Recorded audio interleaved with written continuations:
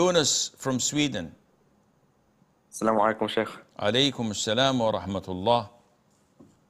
A person is not very good at a subject in school, and if he's not good enough to get into high school, and then does not go to school that he's not obliged to do in the country, and instead he starts working for his father, will he then be sinful, or do so Allah will be angry, because maybe people will think bad about Islam because he's not going to high school?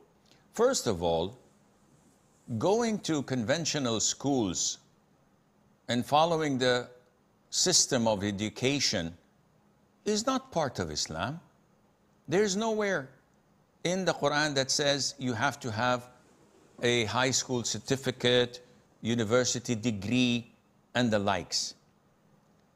But in Islam it says you have to work and you have to excel in what you do and try to be the best. Most people find it easy to enroll in conventional schools and go to their schools, whether primary, elementary, secondary school, high school, get a diploma, go to uni, get a bachelor degree, and work. They find the system is more suiting for them. However, not every individual is qualified to do this or to excel in it.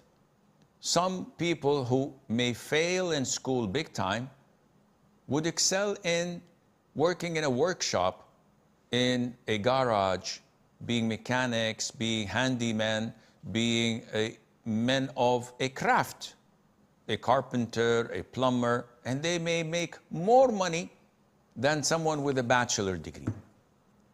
So it all depends on what drives you, what makes you excel, what makes you a better person. I remember before graduating from high school, that was ages ago. Actually, it was in the previous century. My elder brother, may Allah bless his soul, he's still alive, by the way, and he came to me when I told him I don't know what I want to do, which direction should I choose in the university.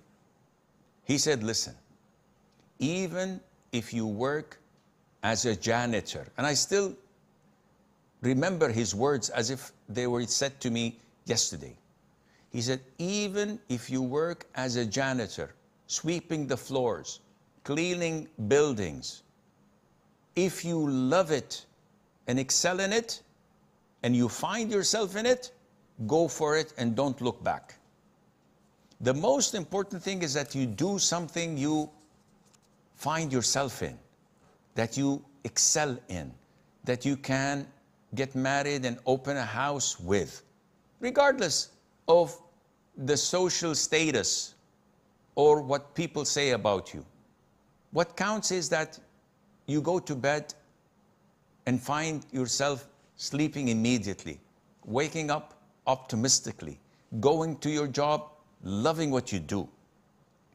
What is the use of someone who gets $1 trillion as a bonus and goes to bed as miserable as he is, depressed, hated by the people, can't work and act without smoking a joint, and waking up the most miserable person on earth and hated by everyone around him, and a couple of years down the line he's going to be dead corpse, thrown in his hole 6 feet under, awaiting Allah's punishment because he's a disbeliever.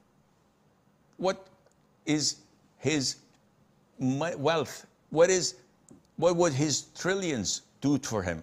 Nothing. And another one bites the dust. This is life. So, akhi, don't think about what people say. What counts is what you feel and think about yourself. What counts is Allah pleased with you or not? That's it. And what people say, no matter what you do, damn if you do, damn if you don't. They're not going to be happy with